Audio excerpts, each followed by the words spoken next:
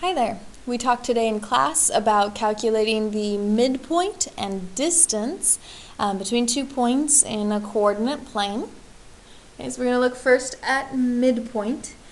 We had already looked at finding the midpoint on a number line, right? If I have one endpoint out here at 3, and then 4, 5, 6, 7, 8, 9, 10, 11, another endpoint here at 11, I can find the endpoint between the midpoint between A and C by finding the middle, right? So A to C is a distance of 8, so the middle is going to be right in the middle at 4. 1, 2, 3, 4, right? And on the other side, 1, 2, 3, 4, right? And so here would be our middle at 7, 4 on either side. Well, when we get on a coordinate plane, our two endpoints are no longer going to be associated with only one number. Right, if we were at 3, 3, and -3, -3, our endpoints are associated with 2, an x and a y. And so if I wanted to find the midpoint, I'm going to be doing the same process as what we did on our number line. I'm going to be finding the middle, but I'm going to be finding the middle of both my x's and my y's. Well, when you're finding the middle of two numbers, right, what's the middle between 1 and 3 or 5 and 7, what you're actually finding is the average, the mean between those two numbers. Right? So for example, up here when we were counting to the middle, what we were technically doing is finding the average between 3 and 11. Well, average, we add the two numbers and divide by 2, because there are two numbers. If there were 3 numbers, we divide by 3, but we're finding the average between the two endpoints, so we'll divide by 2.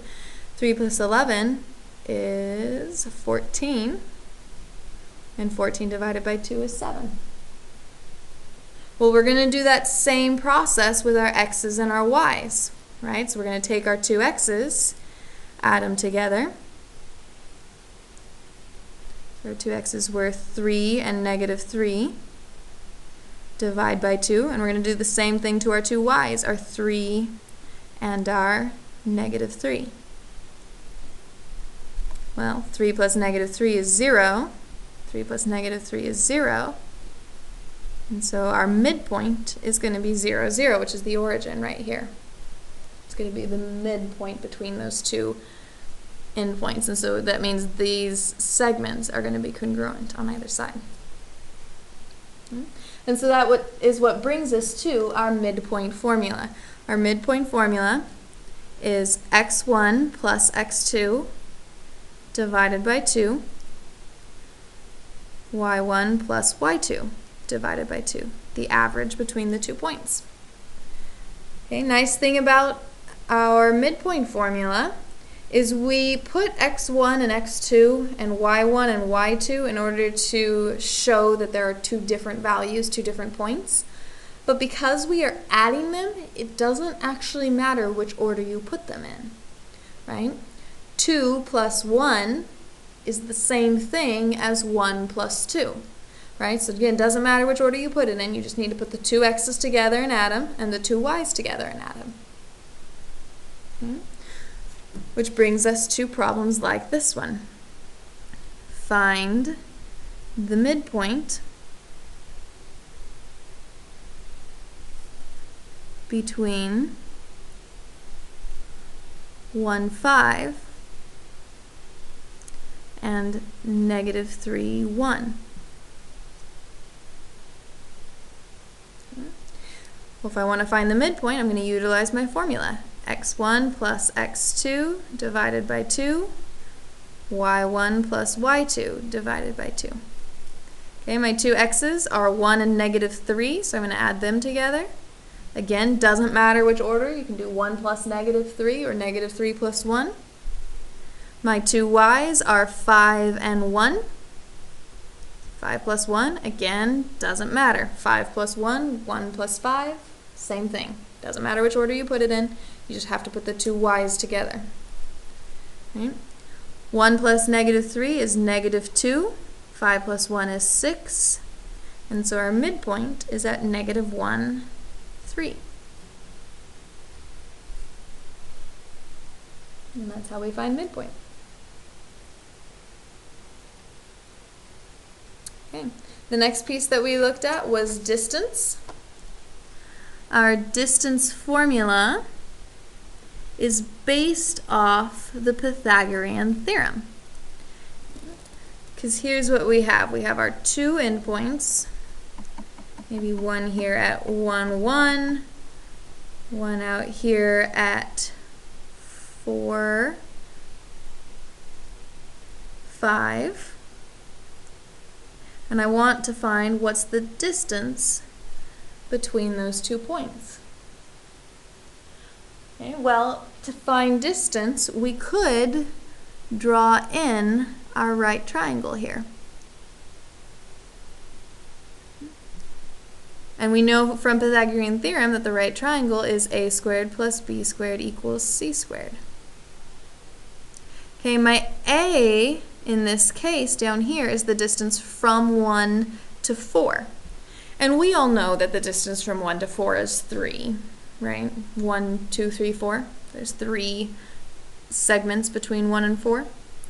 But what are we denoting that with? Well, we're going to go ahead and write rather than 3, we're going to write, well, how did I find that? How did I find 3? I found 3 by doing 4 minus 1, right? Which is my x2 minus my x1. And that would give me my a here. Plus my b. My b is the distance from 1 to 5.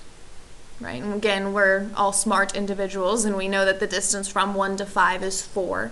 But rather than writing 4, I'm going to write how did I find that it was 4? What did I do in my mind to figure out it was 4? Well, I found it was 4 by subtracting. Right? I did 5 minus 1. And 5 minus 1 is my y2 minus my y1. So that's how I'm finding my a and my b, and I know that that'll give me my c, which in this case is my distance, squared. Well, how can I turn that into an equation that I can use directly to find distance, to find my d? Well, to undo a square, you take the square root. Right? Those are inverse operations. They cancel each other out. But we have to maintain equality. What you do to one side, you have to do to the other. And that's where we get our distance formula. Distance equals the square root of x2 minus x1, quantity squared, plus y2 minus y1, quantity squared. Similar to midpoint formula, the distance formula is nice because it actually doesn't matter which order you put them in. The x2, the x1, or x1, x2, doesn't matter. You just need to put the two x's together and subtract them, and the two y's together and subtract them. The reason that's true is because, say, just taking these x's, for example, if our two x's were 3 and 1, and so I put them in as 3 minus 1, or I put them in as 1 minus 3. Well, 3 minus 1 squared is 2 squared, which is 4. 1 minus 3 is negative 2 squared, which is 4. Because we're squaring both the x and the y. Doesn't actually matter which order you put it in, because either way, it's going to be positive. Right? Whether we get a positive and square it and get a positive, or a negative and square it, we'll still get a positive. Okay, so key here is the x's have to go together and the y's have to go together. Okay? Which gets us to problems like this one. Find the distance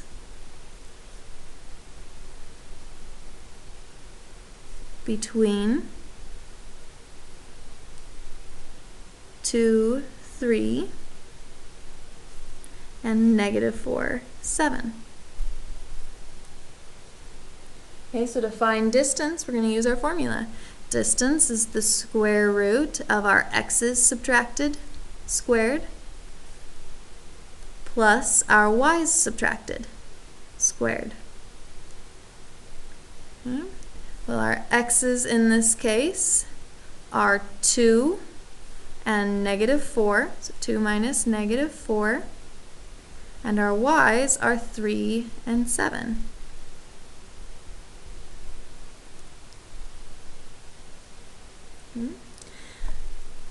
If this is a calculator problem, which on your test you are going to be able to use calculators, you can technically plug this in here and it'll calculate your answer for you. Or you can simplify it up a little bit if you'd like. 2 minus -4 is 2 plus, right, minus a negative is plus, 2 plus 4, which is 6.